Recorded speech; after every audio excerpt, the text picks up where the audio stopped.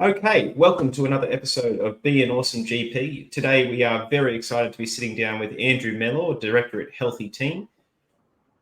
Today we're going to be getting into a few things, but we are really excited to talk about artificial intelligence, which is being talked about as one of the great productivity revolutions up there with steam power, electricity, and part of the new revolution in the workforce. Welcome to the show, Andrew.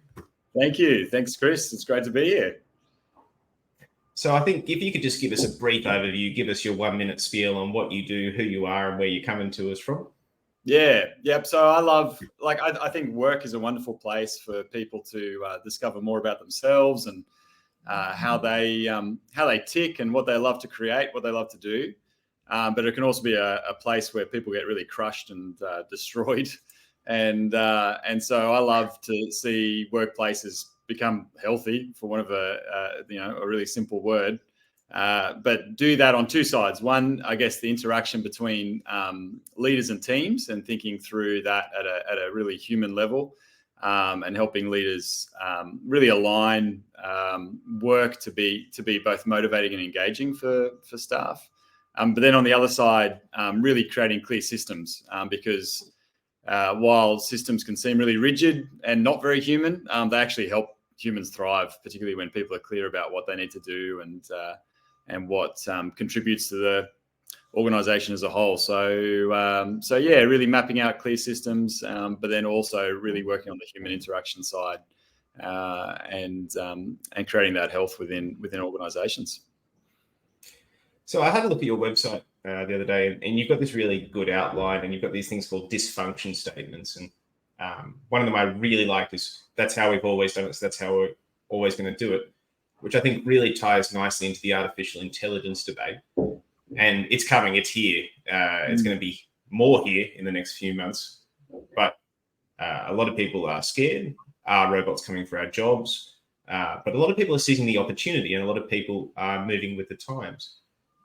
Give me an idea. Have you been working with anyone on artificial intelligence? Do you have a program set up to help people join the AI revolution? Where are you coming from? Yeah, absolutely.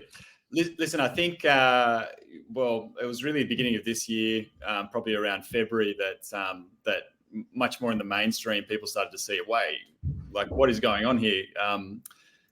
Computers are doing creative tasks. That's what it at least seems like. And ultimately, the AI we're seeing now is still largely predictive. It's not necessarily working exactly the same way our brains work, but you're the GP here, Chris. There's some argument that our brains are really amazing prediction machines as well. So it is, AI is now doing things that previously, we've thought of computers primarily as computational, and that's really their forte. And we expect perfection, right? So if you use a calculator, we expect it to give us perfect mathematical computation.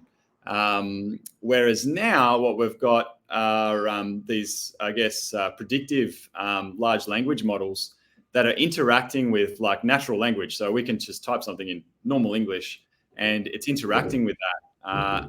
And in doing so, we're not actually getting the same perfection that I think we're used to in computers, but we're getting what appears to be creativity, or generative AI is the term. And so that's really been making waves. And I think what's confusing for people is it's hard to tell what's just novel and what's sort of just like, oh, wow, I can do this, but what's the use case? What's the use of it, versus, oh, we can really see how this can be deployed. And here's the big thing: the manufacturers of these tools, they're learning as they go along as well. And so really the best way, I think, to get an understanding of how AI could be useful in your everyday life, particularly at work, is to start playing around with it and using it. But don't expect that sort of perfection. There's no instruction manual that says this is exactly how you use this tool. You've kind of got to just work alongside it and start to learn for yourself. Oh, yeah, it does this well. It doesn't do that very well. Because we've played around with some low-level stuff. We've played around with using AI to generate blog articles or generate optimal templates for advertising or SMS campaigns. There's a lot of AI programs out there that are being introduced in what they're calling narrow AI focus, or Mm. relatively narrow focus. Those have potential. There were some concerns about privacy, about who's regulating them. There's also some concerns about how are they learning? Do we see the whole process as it goes through? And finally, there was a little bit of concern about the data it's pulling from, and is it extracting true data, or is it data that's slightly biased in terms of certain subgroups of population? But all of these things we're learning, and all of these things can be fixed.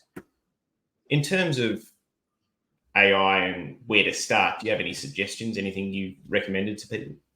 Yeah, I think, well, right now, I recommend if they're serious about wanting to learn to be a collaborator with AI in the workplace, which is where things are going.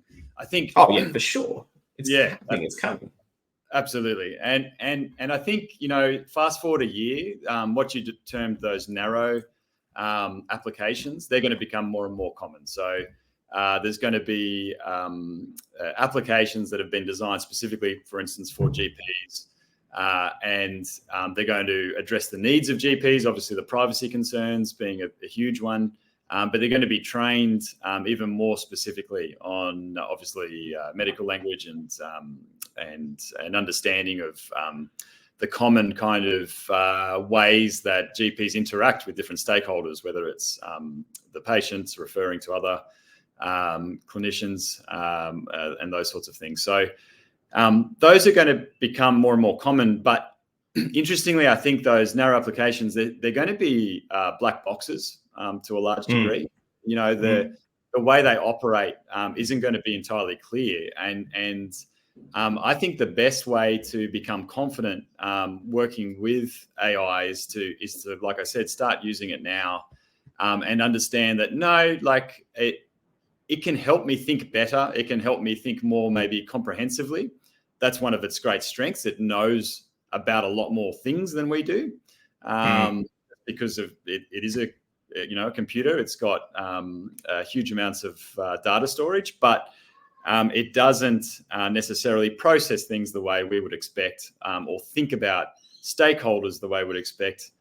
Partly that's because it's still relying on an interaction with a human to give it the scope and give it the context that it needs. So again, it's a really collaborative thing. So I would recommend investing the money in ChatGPT 4 right now, which is known as ChatGPT Plus.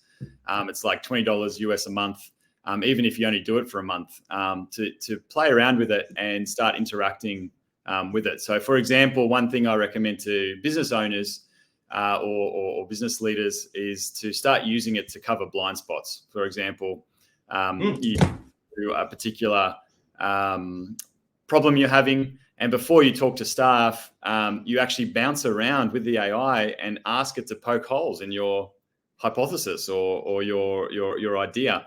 And is it going to be right? No, but you and it together, you're probably going to get a more expansive kind of view of the thing that you're trying to deal with, or the problem you're trying to grapple with. And I think that's cool. That's a very different approach to saying, hey, I've got this problem, solve it for me.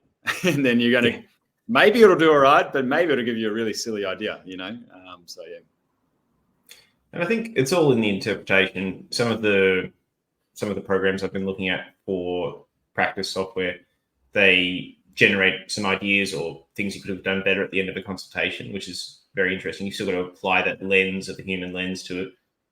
But it does offer solutions, and you can ask it just about anything. Like I had to play around before this. I have a Jasper subscription, and I had to play around with it writing blog articles. I have a subscription to Midjourney, and I asked it to draw me up a doctor's office that I could use as a background for this interview. And is that it? Very nicely. That's it.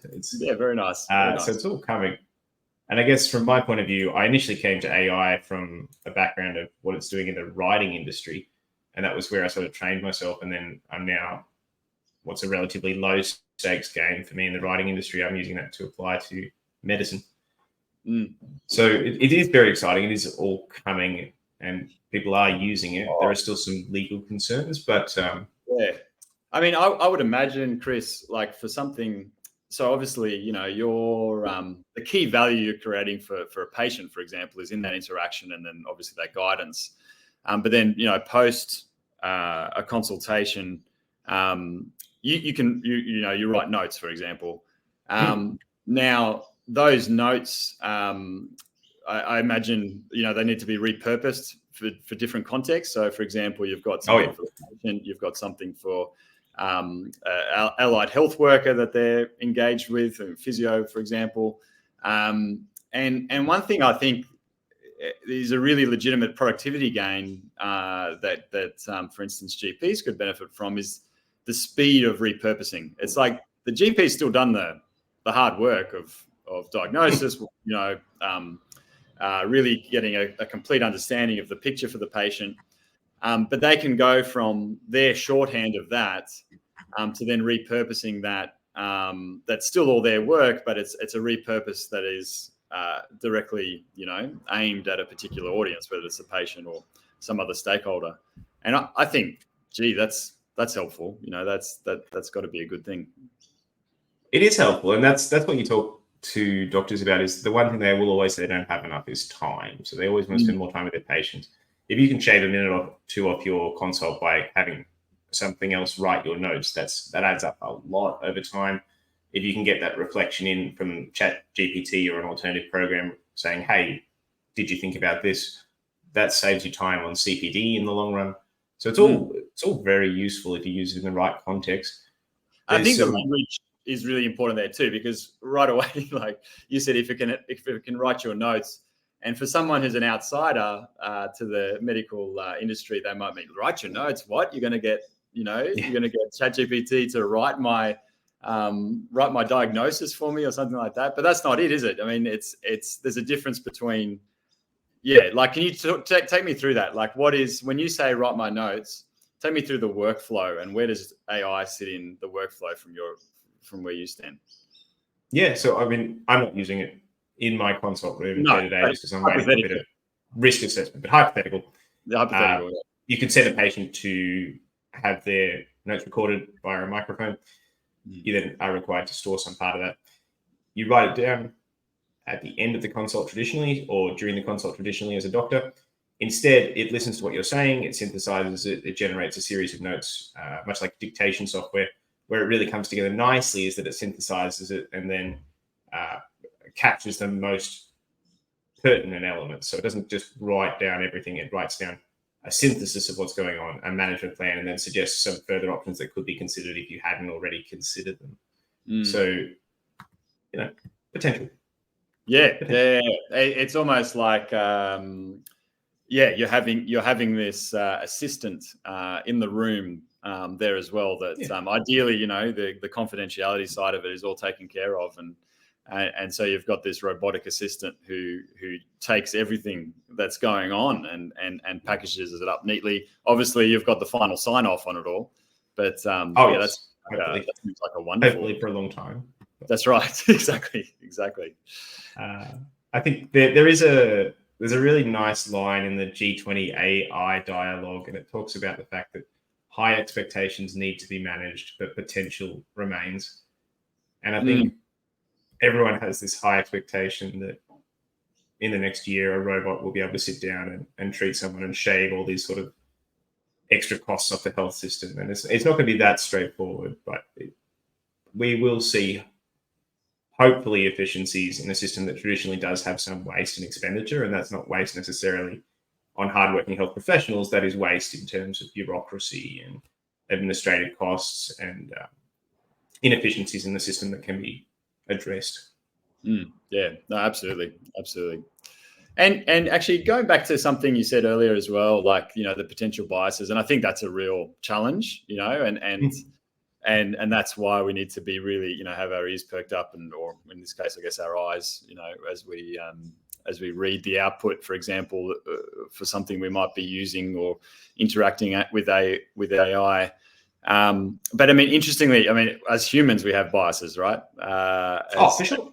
You can go so deep into cognitive biases, anchor biases, and you've seen, like, I've seen people as a doctor who get locked on a diagnosis and they miss something because they've anchored their whole way of thinking around it.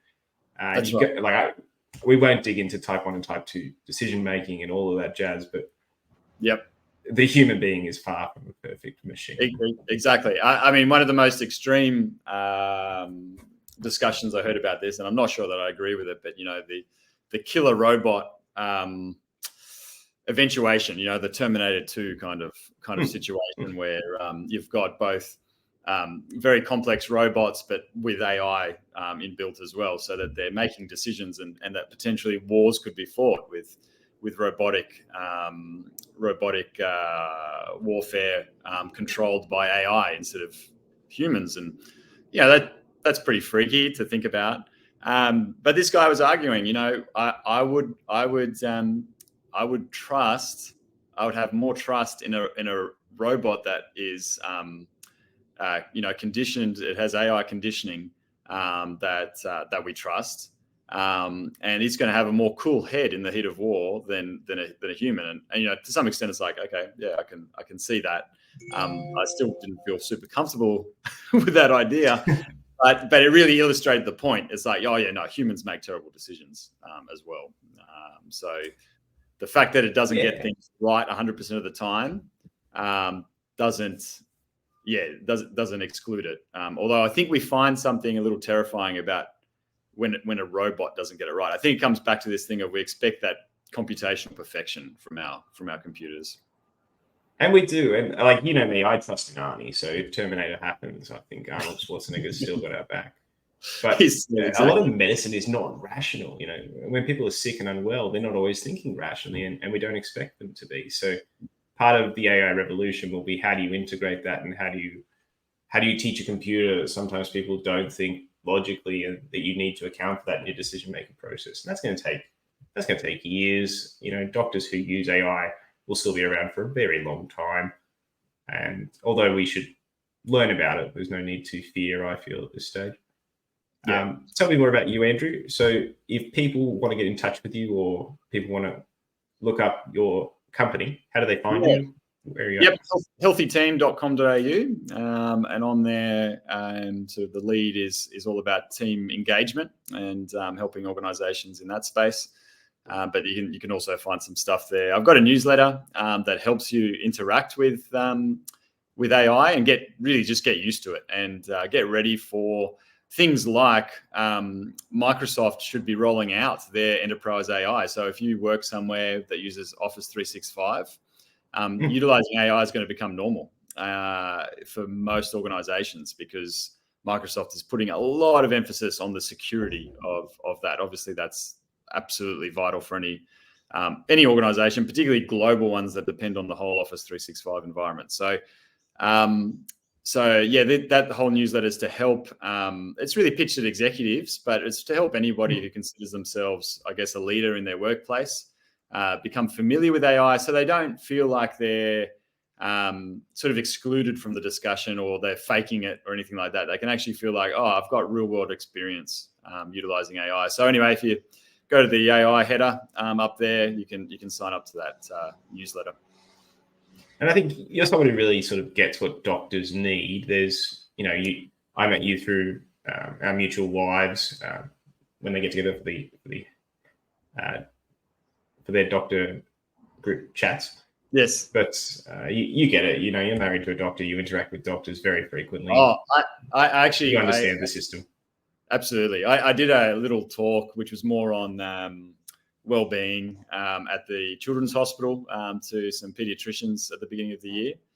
And I, to be honest, I'm not sure how much they got out of my talk, but when I talked about AI, and this was in February, and just that I'd played around a little bit, and some hypothetical patient notes, and just how well it did, actually transcribing them into something for a GP. That was all hypothetical, but it was pretty impressive, and their eyes just lit up. Because I mean, our health professionals are very, very time poor, and again, they're creating the best value when they're face to face with their patients, and that's hard, because that face to face time just gets squeezed particularly by the bureaucracy, which I'm not saying, is all bad, but, it's a big part of hospitals and other health settings. So, yeah. All right, Andrew, I have to go research what kind of capsule and pram I want to buy, so I will let you run. It has been a pleasure chatting with you. And if anyone wants to find Andrew, you can find him at his website, his social media platform, which is very active and very entertaining. And it's been a pleasure chatting.